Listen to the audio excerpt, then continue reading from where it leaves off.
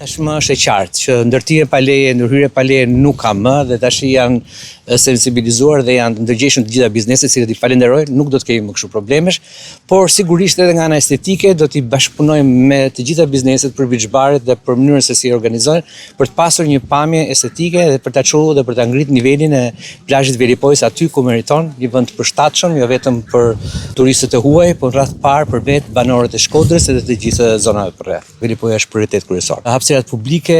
menaxhimi I pastrimit të plazheve, kemi filluar së pari, tash shumë shpejt do fillojmë dhe një aksion tjetër, bashkëpunimi që do të kemi me të gjithë bizneset e zonës, të cilët I ftoj që të jenë pjesë e menaxhimit dhe mirë menaxhimit dhe jam I sigurt që do na përgjigjen për së pari për fillimin, për cilët do doja që brenda një jave, 10 ditësh të kemi një aksion të përbashkët me ta, me gjithë forcat e bashkisë edhe të bizneseve që tashmë I kanë parcelat e tyre të përcaktuara. Ne do të angazhohemi për të mbajtjen pastër, për menaxhimin jo vetëm të rërës, po ashtu të mbetjeve. Ka qenë një problem I kahershëm menaxhimi I parkimeve, si vjet po përfshihet bashkia në menaxhimin e tyre. Kemi kaluar në Këshillin Bashkiak disa vendime të rëndësishme për të menaxhuar